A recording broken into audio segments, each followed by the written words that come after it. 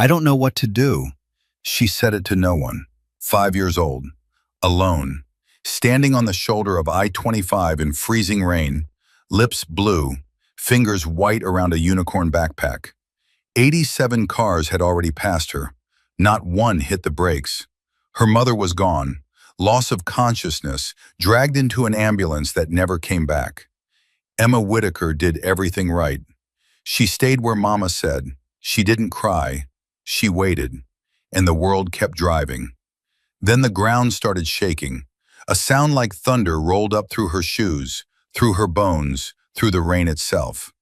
900 headlights cut through the storm. 900 engines, and every single one of them stopped. Before we go any further, if this story grabs you, subscribe to the channel right now, follow this story all the way to the end, and drop a comment telling me what city you're watching from. I want to see just how far this story reaches. Sarah Whitaker gripped the steering wheel so hard her knuckles turned white. She glanced at the rearview mirror. Emma was in the back seat, humming, kicking her feet against the seat in that careless rhythm only 5-year-olds have. "Mama, can we get chicken nuggets?" "Maybe, baby. Let me just..." The SUV jerked. Sarah felt it first in her hands, the wheel pulling left like something underneath had snapped. Then came the sound, metal grinding against asphalt, a scream she didn't realize was hers. The guardrail hit the passenger side and the world spun, once, twice, then stopped. Silence. Then Emma's voice, small and confused. "Mama?" Sarah couldn't move her left arm. Something was wrong with her ribs. Every breath was a knife. She turned around and saw Emma, still buckled in, eyes wide, clutching a stuffed unicorn like it could protect her from physics. "Are you hurt?" Sarah's voice cracked. Emma shook her head slowly. Sarah forced herself to breathe. In. Out. She looked through the shattered window.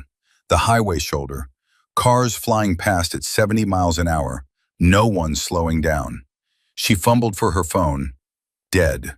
The impact had sent it somewhere under the dashboard. She tried to reach it, but her arm wouldn't cooperate. Something ground inside her shoulder, and she bit down on a scream so Emma wouldn't hear it. "Mama, why are we stopped?" "We had a little accident, sweetheart, but we're okay."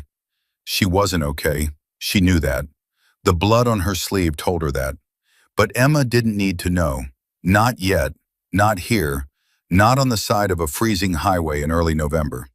Sarah made a decision that would haunt her for years. She unbuckled Emma, pulled her to the front seat, held her daughter's face in both hands, one of them shaking, the other barely functioning, and spoke the most important words she'd ever say. "Emma, I need you to listen to Mama very carefully." "Okay. I have to go get help. You're going to stay right here by the car. Don't go on the road. Don't walk away. Someone will come for you." "But Mama..."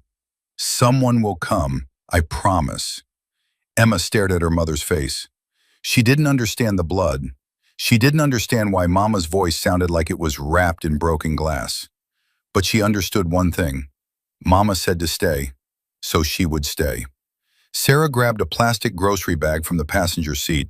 It had their insurance papers, her wallet, a few receipts, and handed it to Emma along with the unicorn backpack. "Hold these for Mama, okay? You're my brave girl." Then Sarah Whitaker stepped out of that car, held her broken arm against her chest, and started walking toward an exit ramp a quarter-mile away. She looked back once. Emma was standing by the guardrail, hugging her backpack, watching her mother leave. Sarah turned away because if she looked one more second, she wouldn't be able to go. Here's what nobody tells you about 5-year-olds. They don't process time like adults do. For Emma, the first 5 minutes felt like 5 minutes. She counted cars. She talked to her unicorn. She told herself Mama would be back soon. But then 5 minutes became 10. 10 became 20. And at 20 minutes, something shifted inside that little girl. Not fear, not exactly. It was something worse. It was the first time in her life she realized that doing everything right didn't mean everything would be okay.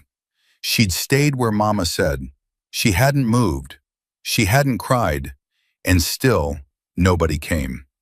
A white sedan passed, a pickup truck, a minivan with a family inside. She could see kids in the back seat, faces pressed against the glass, pointing at her before the car disappeared. They saw her. They kept going. At minute 30, Emma sat down on the gravel. The sleet had turned into a steady cold rain. Her pink jacket, 2 sizes too big, a hand-me-down from a cousin she'd never met, was soaked through. She could feel the cold in her teeth. She didn't scream for help. She didn't wave her arms. She just sat there, holding her unicorn backpack against her chest, because that's what brave girls do. Minute 40. A trucker changed lanes to avoid her. He didn't slow down. His wheels threw up a wall of dirty water that hit Emma full in the face. She gasped, wiped her eyes with the back of her hand, and then, quietly, so quietly that the highway almost swallowed it, she said, "I don't know what to do." She said it to no one, to the road, to a world that was supposed to have adults who stopped. Car number 87 passed without braking. Emma's hands were shaking now. Not from cold, from something deeper, from the weight of being 5 years old and completely alone in a place that didn't care. Meanwhile, Sarah Whitaker had collapsed 50 yards short of the exit ramp. A woman in a Honda Civic finally pulled over, not for Emma, not for the wrecked SUV, but for a grown woman lying face down in the gravel. "Oh my God, are you okay?" Sarah grabbed the woman's sleeve with her good hand. "My daughter, she's still back there, by the car. Please, please." "Where? How far back?" "Quarter mile, maybe more. Pink jacket. She's 5. Please." The woman called 911. But here's what happened next, and this is important. She told the dispatcher about the injured woman. She did not mention the child. She didn't forget. She just didn't prioritize it. She figured someone else had already stopped. Someone else was taking care of it. That's what people always figure. The ambulance arrived in 11 minutes. They loaded Sarah onto a stretcher. She was screaming now, not from pain, but from the one thing no painkiller could touch. "My daughter is alone on the highway." "She's alone." The paramedic leaned in. "Ma'am, where exactly?" "Mile marker, I don't know, near the Wolfensberger Road overpass. She's 5 years old. She's wearing a pink jacket. Please." They radioed it in. A patrol car was dispatched. But here's the thing about Colorado's I-25 in November. The storm had caused 7 accidents that afternoon. Every available unit was stretched thin. The patrol car that got the call was 23 minutes out. 23 minutes. Emma had already been alone for 45. 87 cars. Let that number sit with you for a moment. 87 drivers saw a 5-year-old girl standing alone on the side of a major highway in freezing rain. And every single one of them made a choice. Some told themselves she was with a parent who'd walked off to pee. Some figured somebody else would stop. Some didn't even register her. She was just a flash of pink in the periphery, gone before the thought fully formed. And some, let's be honest, some saw her clearly and chose not to get involved. That's not evil. That's something almost worse. It's indifference wearing the mask of practicality. I'm sure someone's already called. I can't just pull over on the highway. It's probably nothing. 87 times. And every time Emma stayed exactly where her mother told her to stay, because that's what good girls do. And she was a good girl, and good things happen to good girls, right? At minute 47, Emma stopped counting cars. She pressed her forehead against her knees. Her unicorn backpack was on the ground beside her, the plastic bag of her mother's papers clutched in one hand. She was shivering in long, full-body waves now. The kind that start in your chest and ripple outward. The kind that mean your body is starting to lose a fight it can't afford to lose. And somewhere inside her, in that place where 5-year-olds keep their belief that the world makes sense, a crack was forming. Not because anyone had been cruel to her, but because no one had been kind. That's the thing people don't understand about children. You don't have to hurt them to break them. You just have to leave them alone long enough for them to realize that maybe, just maybe, nobody's coming. Emma lifted her head. She looked down the highway, the direction her mother had walked. Nothing. She looked the other way, toward Denver, toward the gray wall of sleet and headlights. And that's when she heard it. It was faint at first, so faint she thought it was thunder. Colorado gets thunder in November sometimes, the kind that rolls across the plains like a warning. But this wasn't thunder. It was lower, steadier, and it had a rhythm. A heartbeat. No, hundreds of heartbeats, all synchronized, all getting louder. Emma stood up. She couldn't see them yet, but she could feel them. Through the soles of her shoes, through the guardrail, through the ground itself. The sound grew, and grew, and grew. And then, through the curtain of rain, she saw the lights. Not one, not 10, hundreds. A river of headlights stretching back so far she couldn't see where it ended, cutting through the storm like something alive. The first motorcycle came into view, then the second, then the 10th, then so many she couldn't count them, roaring past her in a wall of sound, in chrome, in leather. Emma pressed herself against the guardrail. She didn't know what this was. She didn't know if it was good or bad. All she knew was that the ground was shaking, and the air smelled like engine oil, and the world had suddenly become very, very loud. Then something happened that none of those 87 car drivers had done. The first bike slowed down. Jack Reaper Callahan had been riding since he was 19. He'd done 2 tours in Afghanistan with the Marines before he ever threw a leg over a Harley. He'd been president of the Hells Angles Colorado chapter for 12 years. Not because he was the toughest, but because he was the one who noticed things other people missed. He noticed when a brother was drinking too much. He noticed when someone's kid was wearing the same shirt 3 days in a row. He noticed when a waitress at a diner was covering a bruise with foundation. And on that cold November afternoon, riding at the front of a 900 bike formation, returning from a fundraiser for fallen firefighters' families, he noticed a flash of pink on the shoulder of I-25. His brain didn't process it immediately. His hands did. He eased off the throttle before he consciously understood why. Behind him, Tank, his sergeant-at-arms, a 280-pound former ironworker, saw Jack's brake light and did the same. Behind Tank, Diesel did the same. Behind Diesel, 3 more, then 10, then 50, then all of them. It happened in less than 90 seconds. 900 motorcycles, moving in disciplined formation at 65 miles an hour, began to slow, signal, and pull onto the highway shoulder in a chain reaction that stretched back nearly 2 miles. The sound changed. The roar dropped to a rumble. The rumble dropped to an idle. Then, silence. 900 engines cut at almost the same moment. And in that silence, Jack Callahan heard the thing that would change the rest of his life. A small voice, barely audible over the rain. Mama said someone would come. Jack dismounted his bike. His boots hit the gravel.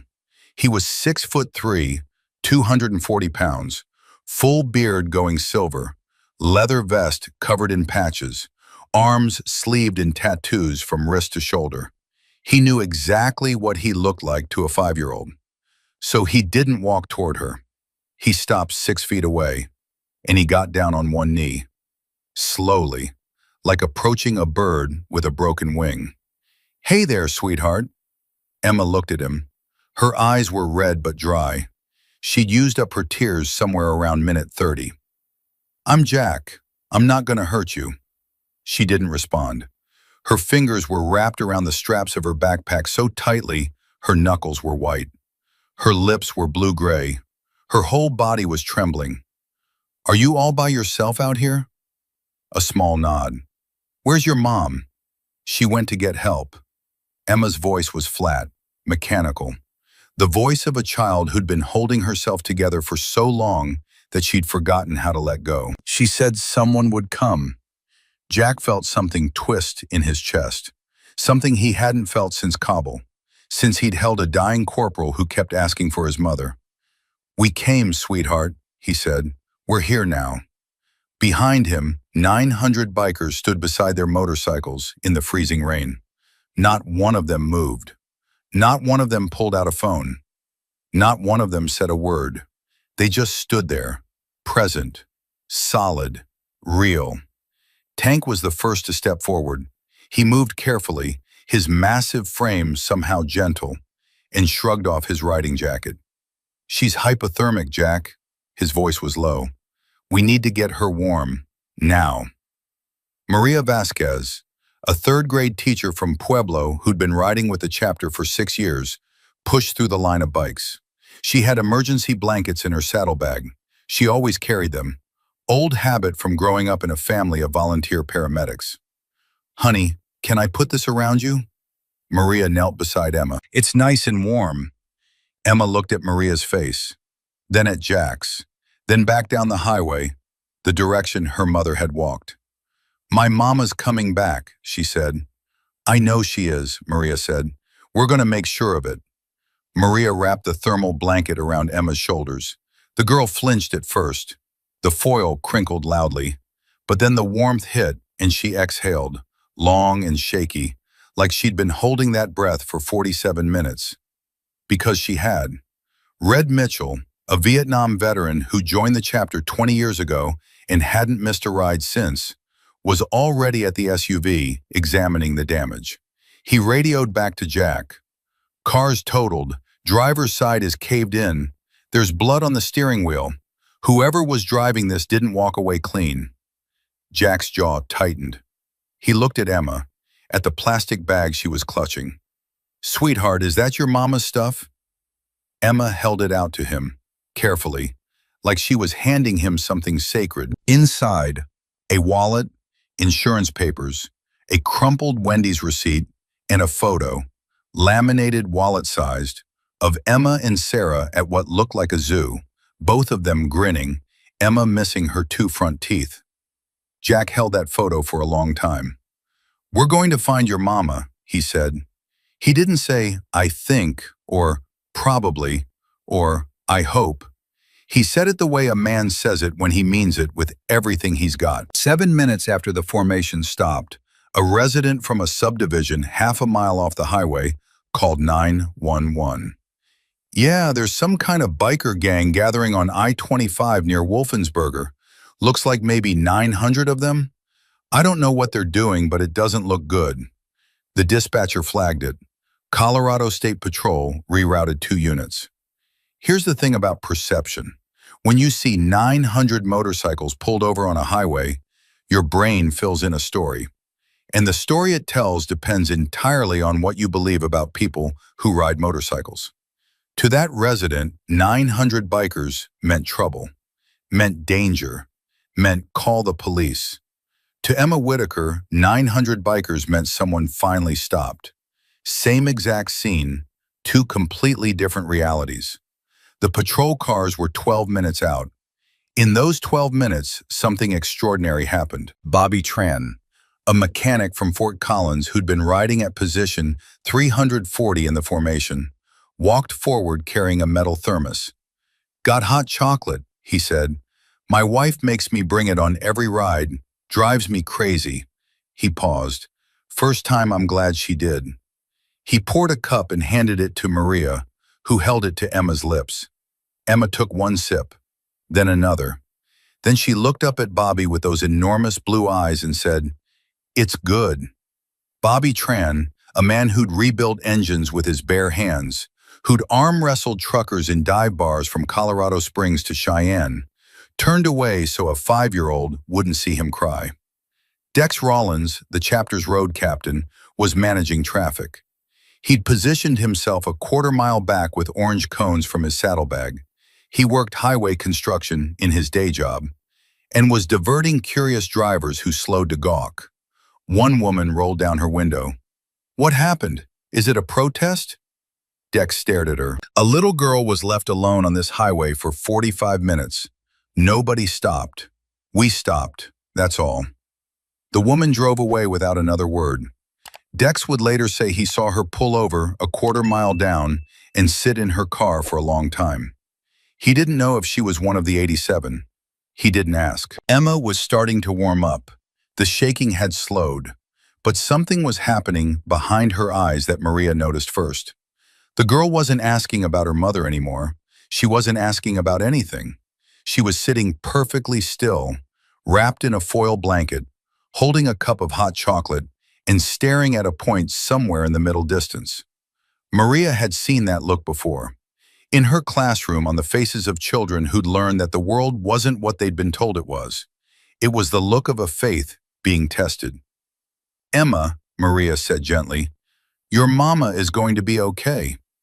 No response. "She went to get help because she loves you so much she couldn't wait." Emma blinked. "She left you here because she trusted you to be brave. And you were. You were so brave." Emma's lip trembled, just once. "I counted the cars," she whispered. Maria's heart stopped. "What?" "I counted the cars that didn't stop. 87. A 5-year-old had counted. She'd stood there in the freezing rain, and she'd counted every single car that saw her and chose to keep driving." Maria looked at Jack. Jack's face was stone. 87, Emma said again. "Then you came." Jack walked 3 steps away from the group. He put his hands on his knees. He breathed. Tank came up beside him. "You good, brother?" "She counted them," Jack said. "She stood out here in the cold and she counted every single one." Tank didn't say anything. There wasn't anything to say. Jack straightened up. He pulled out his phone and called the one person he knew at Colorado State Patrol, a lieutenant named Dave Hendricks, who'd ridden with the chapter twice for charity events. "Dave, it's Callahan. I've got a situation on I-25 near Wolfensberger. 5-year-old girl, alone on the shoulder. Mother was in a wreck and walked to get help. The kid's been out here almost an hour. Hypothermic. We've got her warmed up, but I need to know where her mother is. Name's Sarah Whitaker." Silence on the line, then typing. "Jack, I've got a Sarah Whitaker admitted to UC Hospital 40 minutes ago. Broken arm, 3 fractured ribs, and she's been screaming at every nurse who comes near her about her daughter being on the highway." Jack closed his eyes. Nobody went back for the kid? There was a miscommunication. The 911 call mentioned the adult. Nobody relayed that there was a child. Jack's hand tightened around the phone until the case creaked. "Dave, I need you to call that hospital right now. Tell Sarah Whitaker her daughter is safe. Tell her we've got her. And tell her we're bringing Emma to her." "Jack, you can't just roll 900 bikes into—" "Dave." The line went quiet. "I'm calling the hospital now," Dave said. Jack hung up. He turned to face the formation, 900 men and women standing in the rain, waiting. He didn't have to raise his voice. The silence carried his words. "The girl's mother is at UC Hospital. She's been there for 40 minutes, hurt and screaming, because nobody told her that her daughter was still on this highway." A murmur rippled through the crowd. Not anger, something sharper, something that felt like grief wearing armor. "We're taking this girl to her mother. Full escort, tight formation. Denver PD can figure out what to do about traffic." Tank stepped forward. "What about the cops heading this way? The ones somebody called on us?" Jack looked at him. "They'll see what they see." He walked back to Emma. She was still sitting, still quiet, still wrapped in that foil blanket. "Emma," she looked up. "We found your mama. She's at a hospital. She's hurt, but she's going to be fine. And she's been asking for you." Something cracked, not in the highway, not in the sky, in Emma. Her face crumbled, all at once, like a dam that had been holding back an ocean. The tears she hadn't cried for 47 minutes came flooding out in a sound that was barely human. It was the sound of a child who'd been so brave for so long that she'd forgotten she was allowed to stop. Jack knelt down, and this time Emma didn't flinch.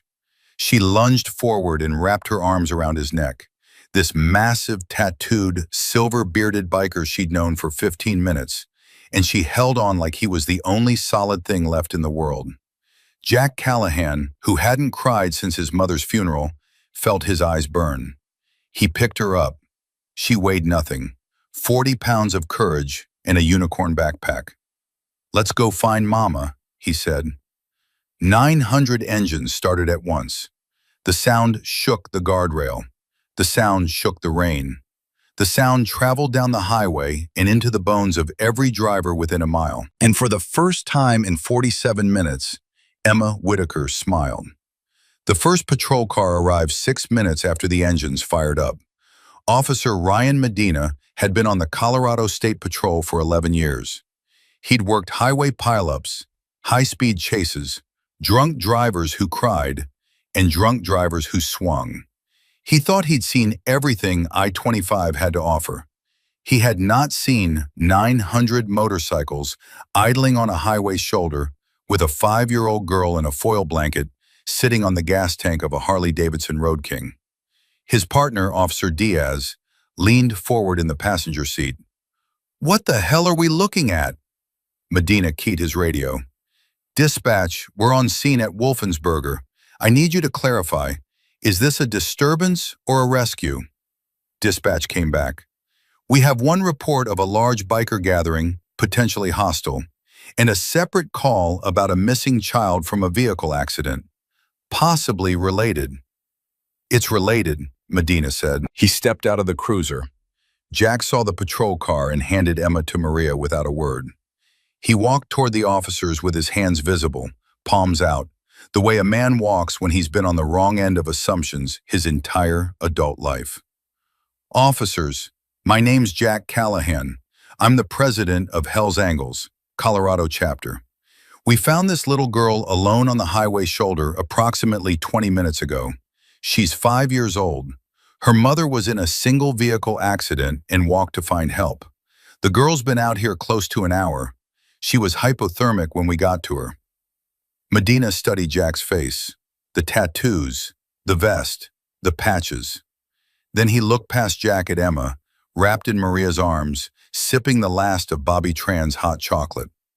"You're telling me she was out here alone for an hour? 47 minutes by her own count." Jack's voice didn't waver. "She counted the cars that passed her, 87. Medina's jaw shifted. He looked at Diaz. Diaz looked at the ground. "Her mother's at UC Hospital," Jack continued. "Sarah Whitaker. Broken arm, fractured ribs. She's been told we have Emma. We'd like to take the girl to her mother." "Mr. Callahan, I appreciate what you've done, but I can't authorize 900 motorcycles to—" "I'm not asking for authorization." Jack's voice stayed level, controlled, but there was iron underneath it. "I'm telling you what's about to happen. That little girl waited almost an hour for somebody to give a damn. We're not making her wait in the back of a patrol car for another hour while paperwork gets filed."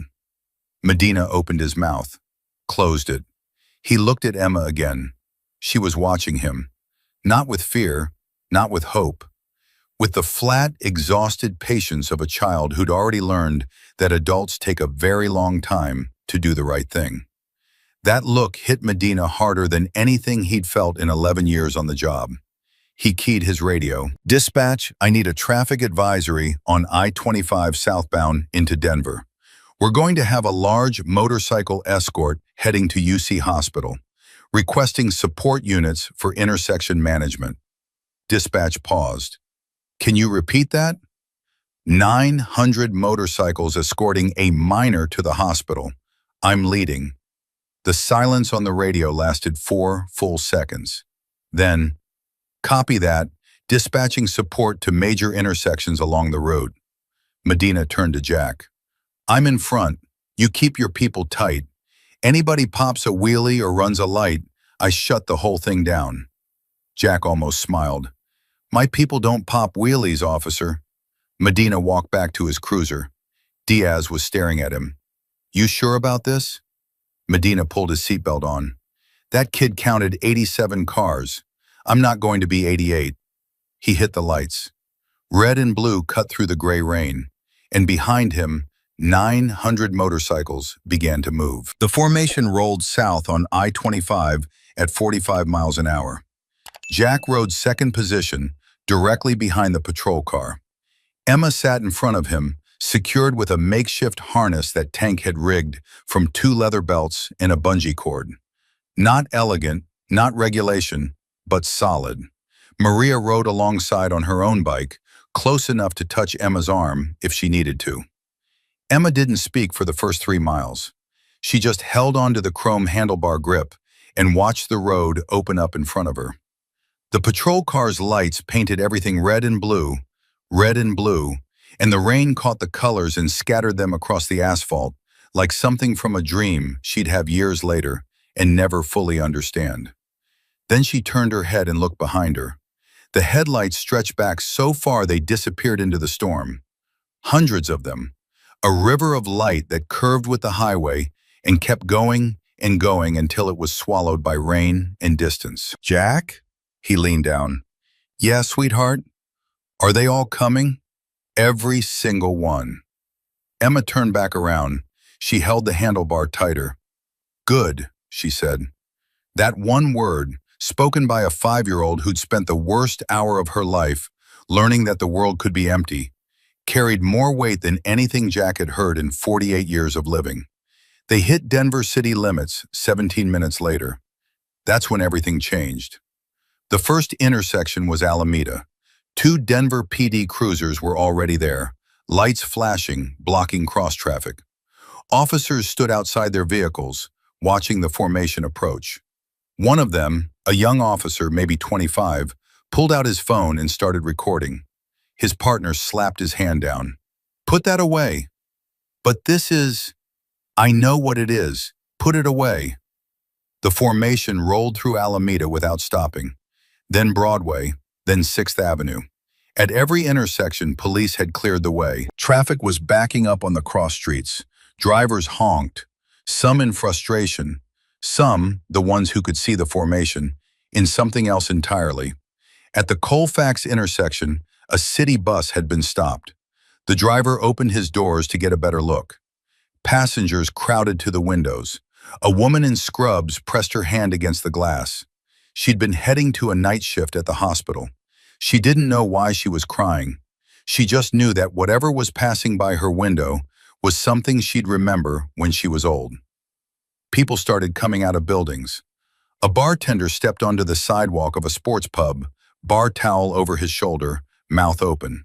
2 college students stopped mid-crosswalk and just stood there, backpacks hanging off one shoulder, watching the river of chrome and light pour through the intersection. Nobody knew the full story yet. All they saw was a wall of motorcycles, a police escort, and, if they looked carefully, a tiny figure in a pink jacket riding on the lead bike. A man standing outside a barbershop on Lincoln Street would later post on social media, "I don't know what I just witnessed, but I've never seen anything that looked more like the whole world showing up at once." He didn't know how right he was. At University Boulevard, 4 blocks from the hospital, the formation hit its first problem. A delivery truck had jackknifed trying to make a turn, blocking both lanes. The police escort couldn't get through. Medina hit his siren. The truck driver panicked, tried to reverse, and made it worse. The formation stopped. 900 engines idled. Emma felt the change immediately. The forward motion had been keeping her calm. The wind, the rhythm, the sense of going somewhere. Now they were still, and stillness was the thing she'd had too much of today. "Why did we stop?" Her voice pitched higher. "Jack, why did we stop?" "Just a little traffic, sweetheart. We'll be moving in a minute." "You said we were going to Mama." "We are, I promise." "People keep saying that." Emma's voice cracked. "People keep saying things and then they don't happen." Jack felt those words land like a fist to the sternum. Because she wasn't wrong. Her mother had said someone would come. For 47 minutes, nobody had. Now Jack had said they were going to Mama, and they'd stopped. To Emma, this was a pattern, and she was 5 years old, and she was learning it. Tank pulled up alongside. "Construction detour 1 block east. We can cut through the hospital back entrance." Jack didn't hesitate. He signaled the formation. 900 bikes in the middle of downtown Denver, executed a synchronized right turn through a parking garage entrance that was never designed for anything wider than an SUV. The parking attendant, a 19-year-old kid named Marcus who was 3 months into the job, stepped out of his booth, saw the first 50 motorcycles rolling toward him, and did the only thing that made sense. He lifted the gate and didn't put it down for the next 12 minutes. Later, when his manager asked why he'd let 900 motorcycles into the garage without paying, Marcus said, "There was a little girl on the front bike. She looked like she'd been waiting for somebody her whole life. I wasn't going to make her wait for a parking ticket." He didn't get fired. His manager had watched the news that night. The formation poured through the garage, out the back exit, and into the hospital's rear parking lot. Bikes filled every space, then every lane, then the grassy median, then the sidewalk. 900 motorcycles transformed the parking lot of University of Colorado Hospital into something that looked like an iron cathedral. Jack killed his engine. The others followed. Silence fell like a curtain. He lifted Emma off the bike and set her on the ground. Her legs were stiff. She stumbled once and he steadied her. Maria appeared beside them. "I'll walk her in." "No," Jack shook his head. "She waited alone. She's not walking in alone." He took Emma's hand. Her fingers were small and cold, and they wrapped around his massive palm like they'd been designed to fit there. They walked through the emergency entrance. The security guard at the front desk, a retired Marine named Wallace who'd done 3 tours and thought nothing surprised him anymore, stood up when he saw a 6'3" biker in full leather holding the hand of a 5-year-old girl wrapped in a space blanket. "Sir, you can't."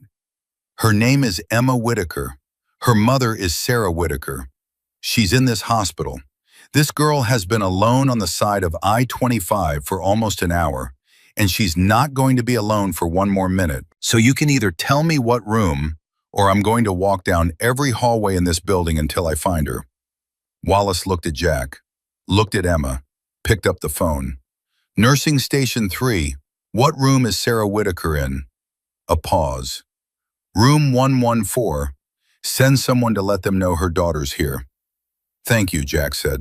"Room 114. Down the hall, second left." Jack walked. Emma held his hand. Her wet sneakers squeaked on the linoleum with every step. Behind them, through the glass doors of the emergency entrance, 900 bikers stood in the rain. They could see Jack and Emma walking down the hallway. They couldn't hear anything. They couldn't do anything else. They'd done the only thing that mattered. They'd stopped. Now they waited. Emma saw the room number first. She let go of Jack's hand and started running. Her sneakers slapped the floor. The foil blanket slipped off her shoulders and crumpled behind her like a shed skin. Her unicorn backpack bounced against her spine. She hit the door at full speed, small hands slapping against it, pushing it open. Sarah Whitaker was sitting up in the hospital bed. Her left arm was in a cast. Her ribs were wrapped. An IV ran into her right hand. Her face was swollen from crying, not from pain, but from 53 minutes of not knowing if her daughter was alive. She saw Emma. The sound that came out of Sarah Whitaker's mouth was not a word. It was not a cry. It was something older than language. The sound a mother makes when the worst thing she ever imagined didn't happen. Emma launched herself onto that hospital bed with the full body abandon that only children possess, burying her face in her mother's neck, her small hands gripping Sarah's hospital gown so tight the fabric stretched. "Mama, Mama, Mama!" Sarah wrapped her good arm around her daughter and pulled her in so close their heartbeats touched. "I'm here, baby. I'm here. I'm right here. You said someone would come." I know I did. They came, Mama. They came." Sarah looked up. Jack Callahan was standing in the doorway. This enormous man, soaked to the bone, leather vest dark with rain, silver beard dripping onto the hospital floor. She couldn't speak. She mouthed 2 words. "Thank you." Jack nodded once. Just once. Then he took a step backward into the hallway. He leaned against the wall. He pressed the heels of his hands into his eyes. And for the first time in more years than he could count, Jack Reaper Callahan let himself feel the full weight of what it meant to be the one who stopped. Down the hall, through the glass doors, 900 bikers still stood in the rain. They heard nothing. They saw nothing. But somehow every single one of them knew. Because the silence that came from that hospital room wasn't empty. It was full. It was the sound of a little girl who'd stopped counting cars. Jack stayed in that hallway for a long time. He didn't move. He didn't check his phone. He just stood there with his back against the wall and his eyes closed, listening to the muffled sound of a mother and daughter holding each other in room 114. Tank found him there 3 minutes later. "Jack, we've got a situation outside." Jack opened his eyes. "What kind?" "Media. Channel 7 news van just pulled into the lot. Channel 9 right behind it. Somebody posted a video of the formation coming through downtown, and it's already got 40,000 views." Jack pushed off the wall. "Nobody talks to the press." "Already told them. But Jack, there's something else." Tank lowered his voice. "The hospital administrator is out there. She's not happy. Says we're blocking the ambulance bay, and she's threatening to call Denver PD to have us removed." Jack rubbed the back of his neck. "How many of our people are still in the lot?" "All of them." "All 900? "Every single one. Nobody left." Jack looked down the hall toward room 114. Through the small window in the door, he could see Emma curled against her mother's side, eyes closed, one hand still gripping Sarah's hospital gown. "Give me 5 minutes," Jack said. He walked back to the room and knocked softly. Sarah looked up. Her eyes were swollen, her face blotchy, but there was something in her expression that hadn't been there before. A steadiness, like a woman who'd been drowning and finally found the bottom with her feet. "Can I come in?" Jack asked. Sarah nodded. Emma stirred but didn't open her eyes. Her breathing had evened out, the deep, slow rhythm of a child who'd finally stopped fighting sleep. Jack stepped inside.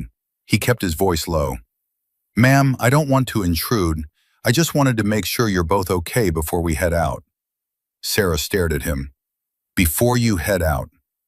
"Yes, ma'am. You brought my daughter through a rainstorm on a motorcycle with 900 people behind you, and you're just going to head out?" Jack shifted his weight. "We did what anyone should have done." "But no one did." Sarah's voice broke on the word. "No one did, Mr. Callahan. I lay in this bed for almost an hour not knowing if my baby was alive. The paramedics told me someone would go back for her. Nobody went back. I called 911 from the ambulance, and they told me a unit was being dispatched. I called again 10 minutes later, and they told me the same thing. The same words. A unit is being dispatched. Like my daughter was a task on a list." Jack said nothing. There was nothing to say that would fix that. "I tried to get out of this bed." Sarah lifted her cast slightly. "They wouldn't let me. They said I'd make my injuries worse. And I told them, I screamed at them, that my daughter was standing alone on the side of I-25 and that every second she was out there was worse than anything they could do to my bones." Her voice dropped to a whisper. "Do you know what that's like? To know your child is alone and to not be able to get to her?" "No, ma'am, I don't. It's the worst thing. It's worse than the accident, worse than the broken arm, worse than anything. Because she trusted me. I told her someone would come, and then I left her there, and nobody came." "Somebody came," Jack said quietly. Sarah looked at him, really looked at him. Past the leather and the tattoos and the road name and the beard, she looked at the man underneath all of it. "Who are you?" she asked. Not his name. She knew his name. She was asking something deeper. Jack considered the question. "I'm a guy who rides motorcycles with people who give a damn. That's about the size of it. My daughter told me she counted the cars. She said 87 cars went past her. She counted every one." Sarah pressed her lips together so hard they went white. She's 5. She can barely count to 100, and she used that skill to track how many people ignored her. Jack felt something shift in his chest. The same thing he'd felt on the highway, but deeper now, sharper. Then she told me about the sound, Sarah continued. She said she heard thunder, but it wasn't thunder, and then there were lights everywhere, and a man kneeled down and said he wouldn't hurt her. Sarah's eyes glistened. She said, "He looks scary, Mama, but his voice was like yours." Jack had to look away. He stared at the heart monitor, watched the green lines spike and dip, spike and dip. "Mr. Callahan, my daughter has been working very hard to learn that the world is safe. We moved to Colorado 8 months ago after her father left. She started a new school. She had nightmares for weeks about being left somewhere and nobody finding her." Sarah's voice crumbled. "And today that nightmare came true. For 47 minutes, the thing she was most afraid of actually happened." Jack turned back to face her. "But then you stopped." Sarah reached out with her good hand and touched the sleeve of his leather vest. "You didn't just give her a ride to a hospital. Do you understand that? You gave her back the thing I've been trying to build for 8 months. You gave her back the belief that when she waits and does the right thing, someone shows up." Jack's throat was tight. He swallowed hard. "Ma'am, I appreciate that, but 900 people stopped today. I just happened to be the one in front." "Don't do that." Sarah shook her head. "Don't minimize it. I've had enough people today tell me everything's fine, that it all worked out, that she'll forget about it. She won't forget. 5-year-olds remember everything. The question is, what she'll remember most? The 87 cars that kept going, or the 900 motorcycles that didn't?" Emma shifted in her sleep. Her small hand opened and closed, grasping at the fabric of Sarah's gown, making sure her mother was still there. Jack watched that tiny hand, and something broke open inside him that he'd been keeping locked since Afghanistan. Since the day he'd held a 19-year-old Marine who kept asking for his mom, and Jack had told him she was coming, knowing damn well she wasn't. He'd carried that lie for 20 years, the weight of telling a dying kid that somebody was on the way when nobody was. Today he'd said the same words to a 5-year-old on the side of a highway, and this time they were true. "I have to go," he said, his voice rougher than he intended. "My people are outside and apparently we're blocking the ambulance bay." Sarah almost laughed. Almost. 900 motorcycles will do that. "Will you be all right?" "We'll be all right." Sarah pulled Emma closer. "We will now." Jack turned to leave. He was 2 steps from the door when Sarah spoke again. "Mr. Callahan," he stopped. "The woman who called 911 for me, the one who pulled over, she told the dispatcher about me, but she didn't mention Emma. Not because she's a bad person, but because it didn't occur to her. My daughter wasn't her problem." Jack waited. "Today, my daughter became your problem, yours and 900 strangers. I need you to know what that means to me. I need you to know that you didn't save her life. She wasn't dying. You saved something more important. You saved her ability to trust." Jack nodded. He walked out of that room and didn't look back, because if he looked back, he wouldn't make it down the hallway without losing the composure he'd been holding together with wire and willpower since he'd first seen that flash of pink on the highway shoulder. He made it to the emergency exit before Tank caught up. "Jack, the administrator." "Right. And the reporters." "I said no press." "I know, but Channel 7 got footage of the formation coming through the parking garage. They're running it live. The anchor is calling it the Mystery Motorcycle Convoy. They don't know about Emma yet." Jack pushed through the exit doors. The cold hit him and he welcomed it. The parking lot looked like a motorcycle rally. 900 bikes, 900 riders, all of them standing in the rain, and not one of them had left to find shelter. Some were smoking, some were talking in low voices. Most were just standing beside their machines, waiting the way soldiers wait. Not impatiently, not anxiously, just ready. The hospital administrator was a woman in her 50s named Dr. Patricia Colvin, and she was standing near the ambulance bay with her arms crossed and a cell phone in one hand. "Mr. Callahan?" "Yes, ma'am. I understand you did something extraordinary for that child, but I have an emergency department to run, and your motorcycles are blocking access to critical. We're leaving now." Jack raised his hand and made a circular motion. The signal rippled through the crowd. Engines began to start, not all at once this time, but in a rolling wave that built from the front of the lot to the back. Dr. Colvin paused. She'd prepared an argument. She hadn't prepared for compliance. Well, thank you. Ma'am, one thing." Jack turned to face her. "That girl's mother has a broken arm and 3 fractured ribs and no car. When she's discharged, she's going to need a way home with a 5-year-old. I'd consider it a personal favor if somebody at this hospital helped her figure that out." Dr. Colvin's expression shifted. The administrator mask slipped, and something human looked out from behind it. "I'll make sure of it. Thank you." Jack mounted his bike. The engine caught and settled into its familiar idle. Tank rolled up beside him.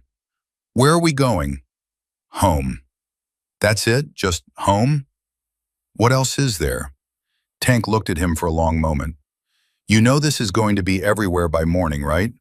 The video from downtown already has 200,000 views." "I don't care about views, Tank." "I know you don't, but the world's going to care about this story whether we want them to or not. So we need to decide what the story is." Jack revved his engine. "The story is simple. A kid was alone. We stopped. End of story." He pulled out of the parking lot. 900 motorcycles followed. They rode through Denver in the dark. No formation this time, just a long, loose river of headlights spreading across the city's streets. At every intersection, people who'd seen the earlier escort stopped to watch them pass. Some waved, some held up phones. A few held up signs that had been hastily written on cardboard. "Thank you," and "Heroes," and one held by an old man standing outside a VFW hall that simply read, "Semper Fi." Jack didn't wave back, he just rode. But Bobby Tran, riding somewhere around position 200, saw that old man with the Semper Fi sign and had to pull over because his eyes were blurring too much to ride safely. He sat on his bike for 10 minutes on the side of a street in Denver, a 43-year-old mechanic from Fort Collins, crying because a 5-year-old girl had said his wife's hot chocolate was good. Back at the hospital, Emma woke up. Sarah felt her daughter stir and pulled her closer. "Hey, baby." "Mama, I'm here." Emma sat up slowly. She looked around the room, the monitors, the IV, the fluorescent lights, her mother's cast. "Does it hurt?" "A little, but I'm okay." "Where's Jack?" Sarah felt a pang. Her daughter had known this man for less than 2 hours, and already his name came out of her mouth like a prayer. "He had to go home, sweetheart. He and his friends brought you here, and now they went home." "All of them?" "All of them." Emma processed this. She looked at the door, then back at her mother. "He said they came because I was there." "What?" "On the highway. I asked him why he stopped. He said, 'Because you were there.'" Sarah pulled her daughter back against her chest and held her. She held her the way you hold something you almost lost. Not gently, not carefully, but fiercely, desperately, with the full knowledge of how close you came to empty arms. "Mama?" "Yeah, baby." "I want to draw them a picture." Sarah closed her eyes. Tears ran down her face and into Emma's hair. "We'll get you some crayons tomorrow." "I want purple ones." "Purple it is." A nurse came in at 10:30 to check Sarah's vitals. She found both of them asleep. Emma tucked into the narrow hospital bed beside her mother. Sarah's good arm wrapped around her daughter, the unicorn backpack wedged between them like a stuffed sentinel. The nurse, a woman named Gloria who'd worked the ER for 22 years, stood in the doorway for a moment longer than necessary. She'd heard the story from the security guard, from the other nurses, from the fragments that were already ricocheting through the hospital like shrapnel. She looked at that little girl sleeping against her mother and thought about the 47 minutes, about 87 cars, about a world that moves so fast it forgets to look at the shoulder. Gloria adjusted Emma's blanket, checked Sarah's IV drip, and walked back to the nursing station. Her colleague Marcus looked up. "Everything good in 114? Gloria sat down heavily. That little girl counted every car that passed her. What? She stood on the side of that highway and counted every car that didn't stop. 87. She's 5 years old and she counted to 87 because nobody taught her there was anything else to do when you're alone. Marcus set down his coffee. Jesus. And then 900 bikers stopped, every single one. And one of them knelt down in the rain and told her he wouldn't hurt her. And she believed him. Gloria shook her head. She believed him because she'd already decided to believe the next person who showed up, because that's what her mother told her to do. Wait, and someone will come. And someone did. 900 someones. Gloria pulled up a chart on her computer and tried to focus. Her hands were shaking. 900 people saw a kid on the side of the road and decided that was enough reason to stop everything. Every single one of them. No discussion, no vote, just stop. She typed for a few seconds, then stopped. We had 87 cars drive past that child. 87 adults who made a choice. And I keep thinking, what if those bikers hadn't come along? What if it was car 88 and 89 and 90?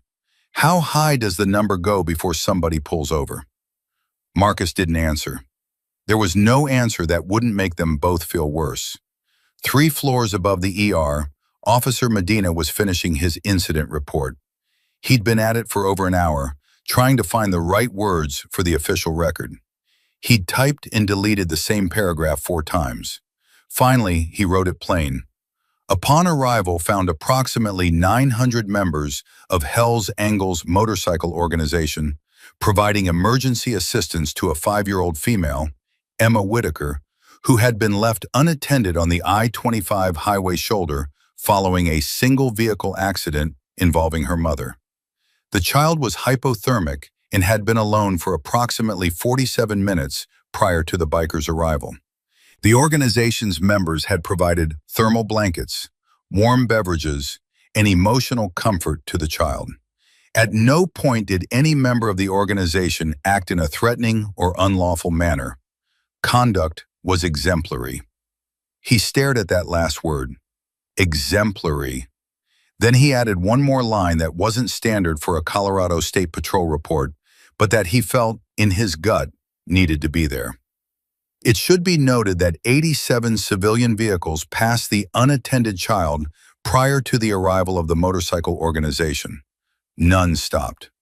He submitted the report. He sat in his patrol car in the hospital parking lot for 15 minutes, engine running, heater on. His phone buzzed. His wife. "You coming home? It's late." "Yeah, soon." "Everything okay?" Medina looked out his windshield at the empty parking lot. An hour ago, it had been filled with 900 motorcycles. Now it was just wet asphalt and painted lines. "I pulled over tonight," he said. "What?" "Nothing. I'll tell you when I get home." He put the car in drive and left the hospital. Behind him, in room 114, Emma Whitaker slept the first peaceful sleep she'd had in 8 months. No nightmares. No jerking awake in the dark, searching for a parent who wasn't there. She dreamed of headlights, hundreds of them, stretched out behind her like a promise that went on forever. And in that dream, not a single one of them drove past. The video hit 1 million views at 6:47 the next morning. Jack knew because Tank called him at 6:48. "You awake?" "I am now." "Check your phone. Check anything. We're everywhere." Jack sat up on the edge of his bed. His back ached from the ride. His knees ached from kneeling on highway gravel. He picked up his phone and saw 43 missed calls, 112 text messages, and 19 voicemails. He opened his browser and typed in, Bikers, Denver Highway. The first result was a news headline. 900 bikers shut down Denver traffic. The reason will break your heart. The second result was the parking garage footage. Someone had filmed the formation pouring through the entrance from a third-floor window. 900 headlights sweeping through a concrete structure in a single, unbroken stream. The video had been set to music Jack didn't recognize. It had 1.4 million views and climbing. The third result was a photograph, taken from the sidewalk on Colfax. It showed the lead patrol car, Jack's Harley directly behind it, and, barely visible through the rain, a small figure in a pink jacket pressed against Jack's chest. The caption read, "Does anyone know who this child is?" Jack put the phone down. He stared at the wall of his apartment for a long time. Then he called Tank. "Set up a meeting. Tonight. Full chapter. Nobody, and I mean nobody, talks to press before that meeting. Not their wives, not their girlfriends, not their drinking buddies, not their barbers. Nobody. Already done. 7 o'clock at the clubhouse." "Good. Jack, there's one more thing." "What?" "CNN called the clubhouse phone. CNN. They want an interview. They're offering to send a crew to Denver." Jack closed his eyes. "No. I told them that. They said they'd call back." "They can call all they want." Jack hung up. He sat in the silence of his apartment, a one-bedroom in Lakewood that smelled like motor oil and coffee grounds. No pictures on the walls except one, a unit photo from 2004. 8 Marines in Fallujah, 3 of whom were still alive. He made coffee, drank it black, tried to eat toast but his stomach was tight, the way it got when something big was coming and he couldn't control the shape of it. His phone buzzed again. Unknown number. He answered against his better judgment. "Yeah." "Mr. Callahan? This is Rebecca Torres, producer at Good Morning America. We'd love to." He hung up. It buzzed again. Different number. "Mr. Callahan, I'm with the Denver Post. We're running a story about..." He hung up. A text came through from Dex. "Brother, my phone hasn't stopped. Local news just showed up at my job site. Had to tell my foreman what happened before he heard it from a reporter. He started crying in front of the whole crew." Then one from Maria. "My students' parents are sending me messages. Somebody recognized me from the Colfax video. They want to know if I was the one with the blanket. What do I say?" Then Bobby Tran. "My wife saw the parking garage video and called me at work. She said, 'Is that why the thermos was empty?' I told her. She hasn't stopped crying." Jack read every message. He responded to none of them. Not because he didn't care, but because he needed to think. The story was already out of their hands. The question now was what it would become, and whether the thing that mattered most about it would survive the attention. A little girl waited alone. 900 people stopped. That was the story. That was all of it. But Jack had been alive long enough to know that the world doesn't leave simple stories alone. It decorates them, inflates them, turns them into content. And somewhere in the decoration, the truth gets lost. He wasn't going to let that happen. At 4 o'clock that afternoon, Jack got a call from a number he recognized. Dave Hendricks, his contact at Colorado State Patrol. "Jack, I need to give you a heads up." "Go ahead." Officer Medina's incident report got flagged by the department's public affairs office. The line about 87 vehicles passing the child, it's going to be included in the official press release going out at 5. Jack's hand tightened on the phone. 87. They're going to put that number out there. It's in the official report. It's public record. Dave, that number is going to become the whole story. People are going to argue about it. They're going to defend themselves, blame each other, write think pieces. And that little girl is going to become a symbol instead of a kid. "I know, but I can't suppress an officer's report." "I'm not asking you to. I'm asking you what happens next." Dave was quiet for a moment. "What happens next is that by tonight, every driver on I-25 that afternoon is going to be wondering if they were one of the 87. and some of them are going to find out they were." Jack thanked him and hung up. At 5 o'clock, the Colorado State Patrol issued its press release. By 5:15, the number 87 was trending. By 6 o'clock, the comment sections had already divided into camps. Some people were outraged at the drivers. Some defended them. "You can't just stop on a highway. It's dangerous." Some questioned whether the story was even real. Some used it to argue about biker gangs, about highway safety, about parenting, about America. Nobody was talking about Emma. Not really. They were talking about themselves. Jack watched it happen from the clubhouse, where the chapter was gathering for the 7 o'clock meeting. Members arrived in ones and twos, parking their bikes in the lot, walking in with the specific heaviness of people who'd done something extraordinary and were now watching the world decide what it meant. Red Mitchell was the first to say what everyone was thinking. He dropped into a folding chair, pulled off his bandana, and rubbed his face with both hands. "My daughter called me from Houston. She saw the video. She asked me if I was one of the bikers who rescued the little girl." Red paused. "She hasn't called me in 2 years, not since the divorce. 2 years of silence, and it took a 5-year-old on the side of a highway to make my phone ring." Nobody spoke for a moment. Then Maria said, "One of my students drew a picture today. Motorcycles, hundreds of them. She doesn't know I was there. She just saw the news and drew what she felt." Maria pulled the drawing from her jacket pocket, crayon on construction paper, a mess of circles and lines that somehow looked exactly like what it was supposed to be. She wrote, "The Helpers," at the bottom. Bobby Tran leaned forward. "My wife wants to know if we can visit the girl. Bring her some hot chocolate. The real stuff, not from a thermos." "No," Jack said. The room went quiet. "We're not visiting her. We're not calling her. We're not sending gifts or showing up at her school or turning this into something about us." "Jack, listen to me, all of you. What happened yesterday matters because of what it was, not what it looked like, not what the news says about it. If we start doing interviews, visiting the family, posing for cameras, we turn it into a show. And that girl doesn't need a show. She needs to grow up knowing that sometimes strangers stop because it's the right thing to do. Period. Not for followers, not for press, not for a damn segment on Good Morning America." The room was still. 900 people weren't in this room. Only about 60 of the core members who lived close enough to make a weeknight meeting. But Jack's words would travel. They always did. Dex raised his hand. "What about the press requests? I've got 14 messages from reporters."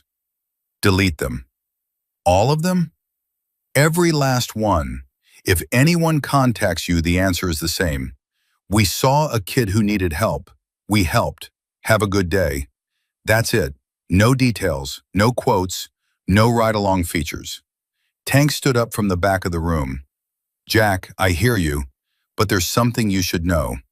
The coffee shop owner, the one who called the cops on us, he went on Channel 7 tonight. Live interview." Jack's expression didn't change. "What did he say?" "He said he saw 900 bikers gathering on the highway and assumed the worst. He said he called 911 because he was afraid. Then he said he watched the news tonight and realized what was actually happening, and he's never been more ashamed of anything in his life." Tank pulled out his phone and read from the screen. He said, "I looked out my window and I saw what I expected to see. I didn't see what was actually there. And I think that's what most of us did that day. We saw what we expected, not what was real." Jack absorbed this. He nodded slowly. "Good for him. You're not angry?" "Why would I be angry? He saw something that scared him and he called for help. That's more than 87 drivers did for that little girl." The room shifted. The anger that had been simmering among the members since the news broke, anger at the drivers, at the caller, at the system that left a child alone, began to reshape itself into something more complicated, something that looked less like rage and more like grief. Because that's the thing about this kind of story. The villain isn't a person. The villain is a pattern. It's the assumption that someone else will handle it. It's the calculation that happens in a split second at 65 miles an hour. The quick glance, the half thought, the decision to keep driving that isn't really a decision at all. It's the absence of a decision. It's the default setting of a species that learned, somewhere along the way, that not my problem is the safest gear to be in. And every person in that room knew, whether they admitted it or not, that on a different day, under different circumstances, they might have been one of the 87. That knowledge sat in the room like a third presence. Maria broke the silence. Jack, there's something I didn't tell you yesterday. When I wrapped the blanket around Emma, she flinched. I thought it was because of the cold, but then she said something I haven't been able to stop thinking about. What did she say? She said, "Are you going to leave too?" The room absorbed that like a body blow. She wasn't worried about the cold, Maria continued. She wasn't worried about being hungry or scared. She was worried that the next person who showed up would also leave. Because that's the pattern she learned in 47 minutes. People appear and then they disappear. Her mother left. Every car left. And she was waiting for us to leave too. Jack stared at the floor. What did you tell her? I told her we weren't going anywhere, and I meant it. We stood in that rain for over an hour. Nobody left. Not for coffee, not for a bathroom, not for anything. Because somehow, and I don't know how, every single person in that formation understood that leaving was the one thing we could not do. Red Mitchell spoke up from his chair. That's because we all felt it. When those engines cut and it went quiet, I heard that kid's voice.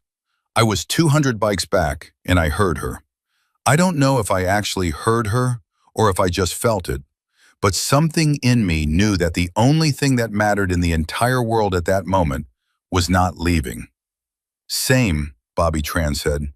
Same, said a woman named Christy, who worked at a feed store in Castle Rock and had ridden with the chapter for 3 years.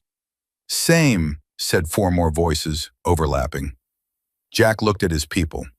These mechanics and teachers and truckers and veterans. These people who the world looked at and saw leather and tattoos and noise.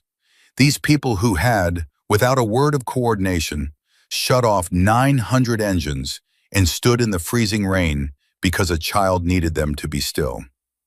Here's what we're going to do, Jack said. We're going to go home. We're going to live our lives. If people ask about yesterday, we tell them the truth. We saw a kid. We stopped. We don't embellish. We don't perform. We don't let this become a brand. What happened yesterday was real, and the second we start packaging it, it stops being real. He paused.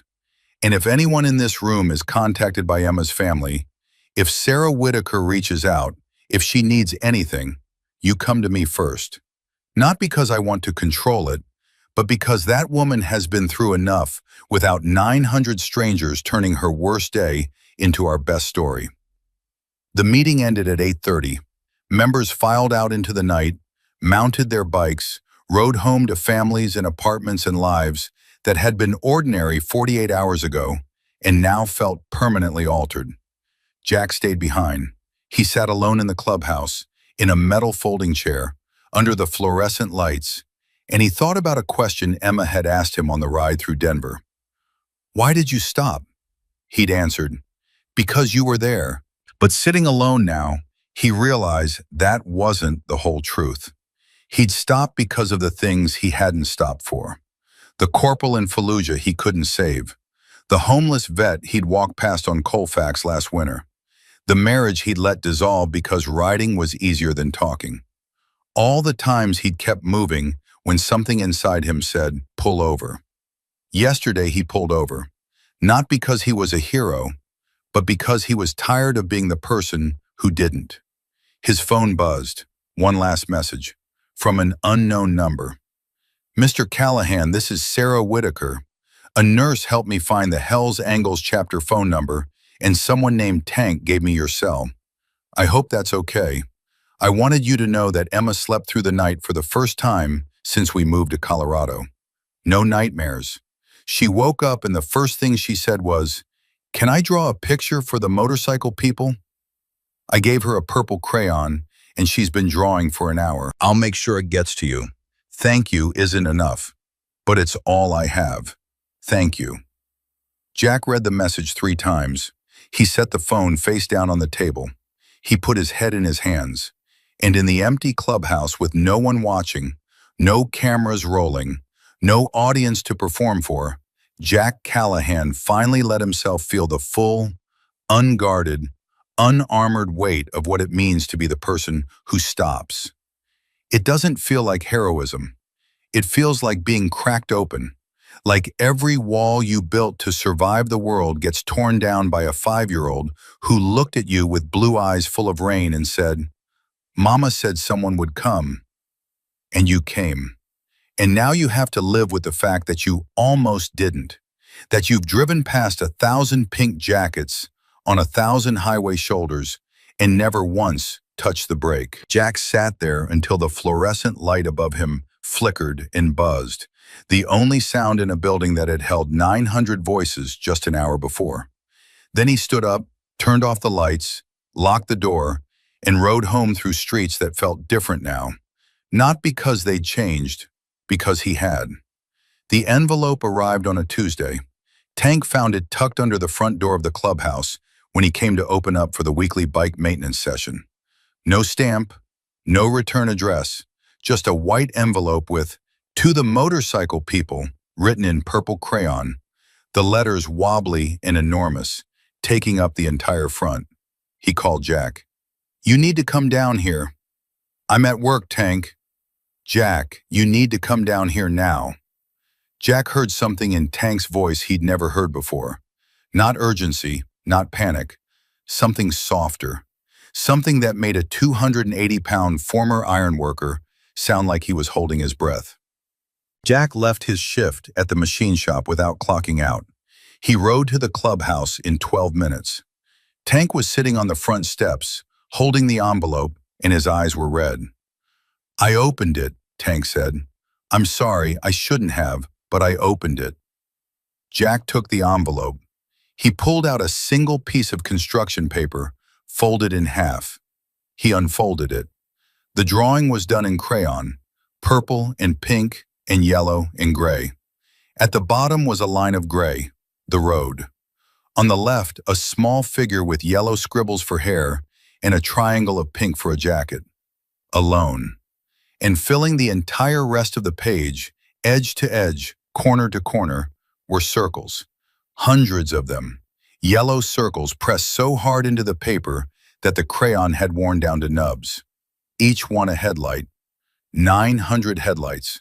A 5-year-old had tried to draw every single one. At the bottom, in those same shaky purple letters, "You came." Jack held that piece of paper and his hands didn't shake because he wouldn't let them. Not in front of Tank, not in front of anyone. "There's something else in there," Tank said quietly. Jack looked inside the envelope. A folded note written in adult handwriting on hospital stationery. "Mr. Callahan, Emma drew this the morning after. She asked me to count the circles, and I told her there were too many. She said, 'There have to be 900, Mama. Count them.' I counted. There are 437. She ran out of room. She cried because she couldn't fit them all. I told her the motorcycle people would understand. She asked me to make sure you got it. She said you'd know where to put it. Sarah." Jack read it twice. Then he folded the note, put it back in the envelope, and looked at the drawing again. 437 circles, and she'd cried because it wasn't enough. "Where do we put it?" Tank asked. Jack didn't answer right away. He walked inside the clubhouse, past the bar, past the pool table, past the wall of chapter photos dating back to 1987, and stopped at the far wall. The wall every member faced during meetings. The wall you couldn't avoid looking at. He took down a framed photo of the chapter's founding members.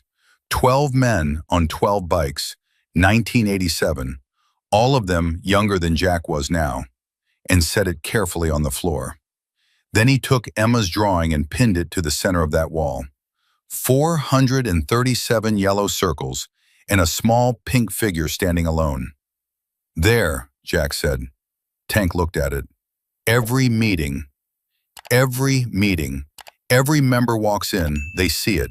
They remember why we ride. Tank nodded. He didn't trust his voice to say more. Within a week, the drawing became the most important thing in the clubhouse. More than the charter, more than the trophies from poker runs, more than the photos. New members who hadn't been on the ride would ask about it, and whoever was closest would tell them the story. Not the news version, not the viral version, the real one. A kid was alone. We stopped.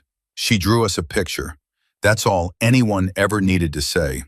But the world doesn't let stories rest. The world picks at them, turns them over, finds new angles. 3 days after the drawing arrived, Jack got a phone call from Dave Hendricks at Colorado State Patrol. "Jack, I'm calling as a courtesy. We've been getting inquiries. People who drove I-25 that afternoon are starting to come forward." "Come forward how?" "One man called our tip line to ask if we could tell him whether he was one of the 87. He gave us his route and timestamps from his GPS. He wanted to know. He said he couldn't sleep." Jack sat down. "Could you tell him?" "We don't have that kind of data. Highway cameras only cover certain stretches. We told him we couldn't confirm or deny." "What did he say?" "He said, 'That's worse, because now I'll never know if I drove past her.'" Dave paused. "Jack, there have been 14 similar calls. 14 people who think they might have been on that stretch of highway, and they can't remember if they saw a little girl in a pink jacket. It's eating them alive." Jack thought about that. 14 people lying awake at night, rewinding their drive, trying to remember a detail their brain had discarded as irrelevant at 65 miles an hour. "There's more," Dave said. "We got an anonymous email yesterday, routed through a VPN, untraceable. The person said, and I'm reading this directly, 'I was driving a white Toyota Camry northbound on I-25 at approximately 3:40 p.m. on November 3rd. I saw the child. I slowed down. I considered stopping. I did not stop. I told myself someone else would. I am writing this because I need someone to know that I saw her, and I chose to keep driving. I'm sorry. I know sorry doesn't help, but I saw her." Jack was quiet for a long time. "You still there?" Dave asked. "Yeah." Jack rubbed his forehead. "What do you do with something like that?" "Officially, nothing. No crime was committed. There's no legal obligation to stop for a stranded person in Colorado. Morally, that's above my pay grade." "Did anyone else come forward? Anyone else who actually admits they saw her?" "Two more. One called the hospital directly and asked if the girl was okay. Wouldn't leave a name, just wanted to know she was okay. And one, this one got to me, Jack. One woman mailed a letter to the State Patrol office. Handwritten, 3 pages. She said she was car number 31. She said she remembers because she was counting something on the radio, and she looked over and saw a child in pink standing by a guardrail, and she thought, that's odd. And then the song changed, and she forgot. She forgot. She forgot about a 5-year-old on the side of a highway because a song changed on the radio. And now she can't forget. She said she's replayed that moment 4,000 times. She said she can see the pink jacket every time she closes her eyes. Jack leaned back. What does she want? She wants to apologize. To the girl. To the mother. She wants to meet them and say she's sorry. No. I told her that wasn't my call. It's nobody's call because it's not going to happen. That woman's guilt is her own. Emma doesn't need to carry it for her. She's 5. She doesn't need to stand in a room and absolve a stranger so that stranger can sleep better. Dave was quiet. Then, you're right. I know you're right. Dave, tell me something. That email, the one from the white Camry, the person said they slowed down. They considered stopping. What do you think stopped them from stopping? Same thing that stops everyone. The calculation. It takes about 2 seconds. You see something, your brain runs the math. Is it dangerous? Is it my responsibility? Will someone else handle it? Am I in a hurry? And by the time the math is done, you're already past it. You didn't decide not to stop. You just didn't decide to stop. There's a difference. Is there? Dave didn't answer. Jack thanked him and hung up. That night, alone in his apartment, Jack sat at his kitchen table and did something he hadn't done since the Marines. He wrote a letter, by hand, on paper. It took him 3 hours and 11 drafts. The final version was 1 page. He addressed it to the editor of the Denver Post and mailed it the next morning. It ran in the Sunday edition, unedited, under the headline, "A Letter from the Biker Who Stopped." It read, "My name is Jack Callahan. I'm the president of Hell's Angles, Colorado chapter. On November 3rd, my chapter found a 5-year-old girl standing alone on the shoulder of I-25. She'd been there for 47 minutes. 87 cars had passed her. We stopped. I've been asked to do interviews about this. I've declined them all, and I'm declining all future requests. This letter is the only public statement I'll make. I'm not writing to talk about what we did.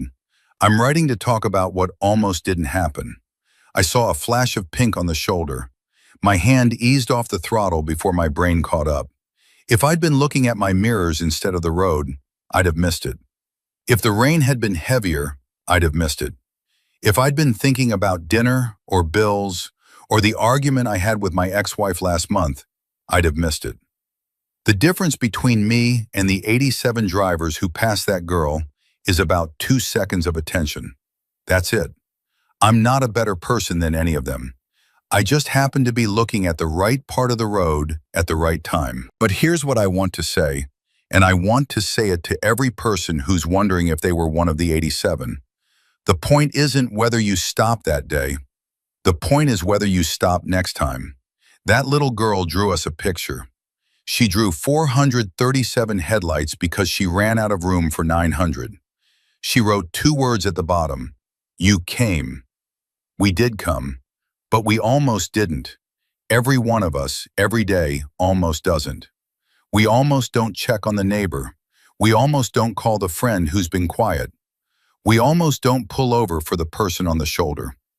The opposite of fear isn't bravery, it's attention. Pay attention, that's all I'm asking.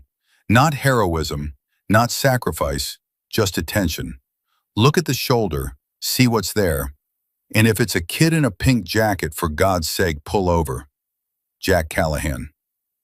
The letter was shared 600,000 times in 3 days. It was read aloud on the floor of the Colorado State Senate during a session on highway safety legislation. It was printed and taped to the dashboard of a trucker from Wyoming who later pulled over for a stranded teenager outside Cheyenne and sat with him for 2 hours until a tow truck arrived. It was read at a staff meeting at the 911 dispatch center that had failed to relay Emma's location, leading to a complete overhaul of their protocols for child welfare calls. And it was read by a woman in a white Toyota Camry who'd been car number 43, not car 31, she'd miscounted, who read Jack's words, put down the paper, drove to her local volunteer fire department, and signed up for Highway Assistance Patrol training. She never told anyone why. She didn't need to. She knew. 2 weeks after the letter ran, Sarah Whitaker was discharged. Her arm was in a cast. Her ribs were taped. Emma held her good hand as they walked out of the hospital. A car was waiting for them, arranged by Dr. Patricia Colvin, who'd kept her promise to Jack without being asked twice. The driver was an off-duty nurse named Gloria, who'd volunteered her day off because she couldn't stop thinking about the girl who counted cars. Gloria drove them home. She didn't ask questions. She didn't bring up the news coverage. She just drove. And when they arrived at Sarah's apartment, she carried their bags to the door. Emma tugged on Gloria's sleeve. "Thank you for the ride." Gloria knelt down. "You're welcome, sweetheart. Did you know the motorcycle people?" "No, honey, I didn't." Emma considered this. "That's okay, you stopped too." Gloria drove home and sat in her driveway for 20 minutes, unable to move because a 5-year-old had just given her a grace she hadn't known she needed. 6 months passed. Emma started kindergarten. She made 2 friends in the first week. She still had nightmares sometimes, not about the highway, but about waiting, about standing somewhere and watching people walk past. Sarah took her to a counselor, a gentle woman named Dr. Reeves, who told Sarah that Emma was processing the event normally, and that the fact she'd been rescued, loudly, visibly, unmistakably rescued, had done more for her sense of safety than a year of therapy could. She doesn't just remember being left, Dr. Reeves said. She remembers being found. And the way she was found, 900 people, all at once, that's burned into her at the same depth as the abandonment. Maybe deeper, because the rescue was bigger than the wound. At the Hells Angles clubhouse, the drawing stayed on the wall. It yellowed slightly. The tape was replaced twice. A new member once asked if they should frame it properly, with glass and a mat. Jack said no. It's a kid's drawing. It belongs on a wall the way a kid would hang it, tape and all. Every meeting, 60 to 90 members would file in and sit in their folding chairs and face that wall. And every time before any business was discussed, before any vote was taken, before any ride was planned, there was a moment, never organized, never spoken about, where every person in the room looked at those 437 yellow circles and that small pink figure standing alone on a gray line, and remembered. On the 1-year anniversary, Tank walked into the clubhouse early and found something new on the wall next to Emma's drawing. A second piece of paper, pinned with a single thumbtack. It was a crayon drawing, more sophisticated this time, the figures more proportional, the colors more deliberate. It showed a girl with yellow hair standing on a road. But this time she wasn't alone. She was surrounded by circles. Not 437 desperate attempts to fill a page, but 900 carefully drawn headlights, each one distinct, each one its own small sun. And at the bottom, in neat first-grade handwriting, 7 words: I know you will always come back. Tank read it 4 times. He sat down in a folding chair and put his face in his hands. Jack found him there 20 minutes later. She sent another one, Tank said, not looking up. Jack walked to the wall. He read the 7 words. He stood there long enough for the fluorescent light above him to flicker once. Then he took the new drawing and pinned it next to the first. 2 drawings, 2 moments, 1 year apart. The first said, you came. The second said, I know you will always come back. And between those 2 sentences, between the cry of a child who'd been forgotten and the faith of a child who'd been found, was everything that mattered about that cold November afternoon on I-25. 87 cars drove past Emma Whitaker. 900 motorcycles did not. And a 5-year-old girl who once stood in the rain whispering, I don't know what to do, grew into a 6-year-old who knew exactly what to believe. That people stop, that the lights come, that the thunder isn't something to fear, it's someone on the way. Courage is loud in movies, but in real life it sounds like 900 engines cutting to silence. It looks like a man in leather kneeling in the rain.